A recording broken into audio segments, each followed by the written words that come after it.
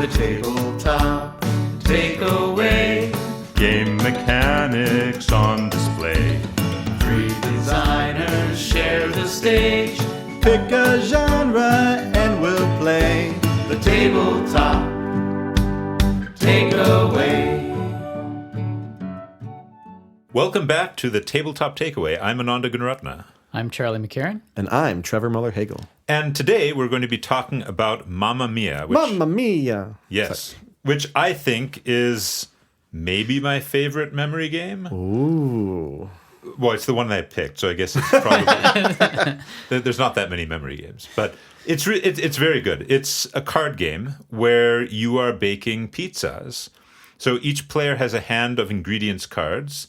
Pineapples, pepperoni, peppers, olives. And what you do is, on your turn, you place some ingredients cards into the middle of the table, and then you may play a recipe card. So each recipe requires certain ingredients to make it. And you keep doing this, and the stack of cards gets higher and higher and higher. And then when all of the cards in the deck are out, because you redraw cards each turn, somebody takes the deck and just goes through the cards one by one, laying them out on the table. Whenever a recipe comes out, if the ingredients are available for that recipe, then the recipe is completed. Those ingredients are used up, and the recipe is scored. Each recipe is 1 point, basically. The recipes are color-coded so you know who played it when you're scoring. And flavor-coded. And flavor-coded, yes, because each player color is associated with a particular ingredient that player needs. And yeah, you do this 3 times. Oh, sorry. If the recipe does not get completed because you don't have the ingredients, then the ingredients do not get consumed and the recipe simply goes back to the player and they'll have to try to make it again in the future.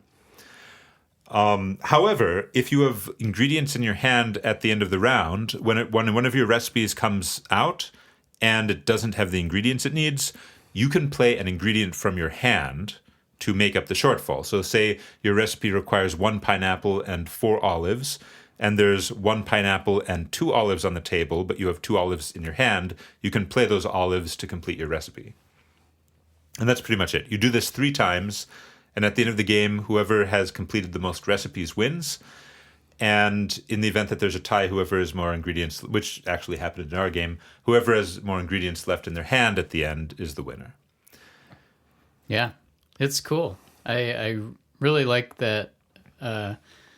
It's memory, but you could try to plan it out, and there's still a little bit of unknowns of like, will someone actually complete their recipe because you can use the cards from your hand. So it's not 100% did you remember what was in the deck. It's a cascading series of events, like, say, Ananda's recipe. He thought he could finish it, but he can't. So then all those are left over. So then my recipe after him is more likely to be completed with all those leftover things. And then there's the big swing of one of the recipes is just have 15 of any ingredients out there. If that one gets completed, then wipes all the ingredients out. But there has to be at least 15 out there, which, like, is not super probable if everyone's being really diligent about their recipes. Mm-hmm. But if some people start missing, then it starts to build up more and more, which is really funny. Weirdly, it reminds me a little bit of Robo Rally, in the sense that, you make plans, and then if things go wrong with your plans, it may also have a cascading effect of making things go wrong or right with other people's plans. Right. You played a recipe, you weren't really expecting to complete it, but someone else failed to complete their recipe, so now suddenly there's enough ingredients for yours. Well, I was going to compare this to a programming game too, so I really appreciate that you mentioned that, because it's very much like a group programming game, but you can score for yourself, so it's not like cooperative or anything like that. It's really interesting. I really like that. It also moves from like this, all information is public. You want to make sure everyone knows like what ingredients you're putting in when you put a recipe down, and it's all very like clear communication what's happening, and then you just flip it over and you just start dealing them and see what happens. Yeah. And it's like, oh man. That I think maybe that's the part that reminds me most of Robo Rally, just seeing what happens. Yeah. Which is pretty fun in this game. Well, and I would love, actually, this is a complete side note, but I would love to see a programming game that's more maybe like Robo Rally that uses that core mechanic where we're all putting into a deck, and then our stuff triggers in a sequence. That's all like one sequence. That's all one stack instead of all of our own individual things or anything Right. like that.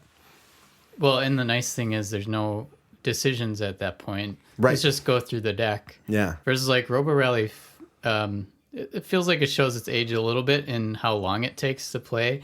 Like yes, you do sort of automatically do things, but it's not always. I feel like you're still making quite a bit of decisions along the way in between.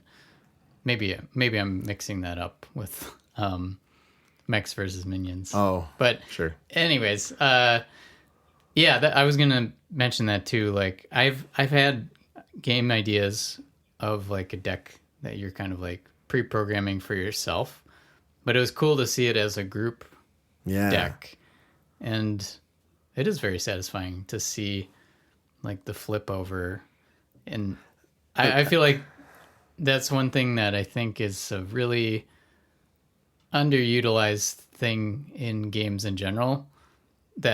Is the idea you set up a plan and watch it carry out, Or fail or hilariously. fail. Yeah, exactly. Yeah. It's fun when it fails hilariously. Oh yeah, Like I think that's the most fun thing in Robo Rally. That's also super fun. It's a little bit different in Galaxy Trucker. Sure. yep. Because it's not so much. I mean, I guess you are planning ahead, but the plans are a lot more vague in Galaxy Trucker. Like it's Yeah. not this is going to happen, then this is going to happen. It's okay. These events are out here. My ship can probably survive it, but we'll see what happens. Yeah, because you're like in Galaxy Trucker, you're preparing for multiple different scenarios where this, technically, it's just the one recipe you put down. Did that work? Yeah. Did it not? Setting things up so it's fun when it fails is, I think, having things be fun when they fail is a really great feature if you can get your game to feel like that. Yeah. Now, does this feel like that? Like when Well, your recipe fails? I think it is for fun as the group because like you fail yours, but then it adds to the likelihood of everyone Another else success. Yeah. succeeding, and it's light enough that it's like, oh, I missed right. it. Yeah. Yeah. Oh, I'll Yeah, get it you next don't time. feel super You'll- invested. Like, Yeah. yeah. And there's kind of a feeling of like, well, maybe I didn't hit this recipe, but that means I still have these cards in my hand that Yeah. I Right. could use for the next recipe or something. Well, and that is the fun thing, too. Is like you're thinking about, okay, what cards did I put down? What recipes did I put down? And then what does your hand look like at the end of the round? Yes. Because that will actually influence how you interact with the game in that in-between phase. So, like, Yeah. you don't technically have a choice when things are being revealed and you're showing the result. But if, your recipe comes up and you don't have enough ingredients out there, do I have the ability to offset that? Oh, no, I don't. The ability to offset, I think, has in the past always been, I think, my biggest takeaway from this game. Oh, sure. Yeah. Because in many memory games, failure it's very, I want to say deterministic, but they're often very harsh. There's not a lot of wiggle room. Like either you remember the thing or you remembered wrong. Right. And what I really like about Mamma Mia is that it gives you the wiggle room to sort of prepare for the unexpected, right? You Yeah. put down a recipe, you're not sure that you have enough stuff, so just to be on the safe side, were there 3 mushrooms or 4 mushrooms in the deck? I don't know, so I'm going to pick up another mushroom and hold it till the end of the round just to hedge my bets. Well, and I think Charlie's going to fail with what he just put down, but it turns out he had things in his hand, and so he didn't fail. And Yes. oh no, now I don't have those cards. Yeah. Yeah. Yeah, so my takeaway is that when you have a game like this, a memory game, or I guess it could be an induction game or any other game where you need to find an answer, giving players ways to hedge against coming up with the wrong answer Yeah. is very good. And if the players don't feel that they don't need to hedge, they can take a big risk and Right. not hedge their bets, and just assume that they've made all their decisions correctly. But if they don't feel that confident, giving them the wiggle room to prepare for being wrong is really helpful, and I think it makes the game a lot more accessible than memory games sometimes are. Yeah. Yeah. Absolutely. I think my takeaway is just the fact that all the recipes are essentially 1 point each. Yeah. Because I could see a version of this game where, some recipes are harder to do, so they're worth 3 points, and then there's a 2-pointer and a 1-pointer or something. And I'm glad they didn't go that route, because it doesn't feel like it needs it. Yeah. It's just kind of like, did you do this or not? So, yeah. Yeah, the simplistic scoring, it's your card, so that goes into the pile, so we can see everyone's scores as the game's going. My 2 to their 6s. We can admit it. It's okay. I got 2 out of, it's fine. I'm not heartbroken. But yeah, it's really interesting too that in this game specifically we have the different ingredients kind of belonging to different characters, but everyone else also uses those ingredients more intensely on an individual card. Yes, which is something I think you guys picked up on It pretty took me quickly. a second. Yeah. That, like, I'm the pineapple guy, right? So all of my recipes require pineapple. So when Trevor goes and plays a recipe that consumes 4 pineapple, that really hurts me because now that pineapple isn't available for my recipes. Right. And that's not something you even think about necessarily at first in terms of strategy. It's like, I need 4 pineapple. Hey, there's 4 pineapple out. Done. Yeah. Oh, that's 4 of my pineapple. Oh, I'm sorry. Yeah, you pick up... The game lets you target other players specifically if you want to, right? Yeah. Like, if you're the olive player, so I'm maybe hesitant to play olives... I noticed.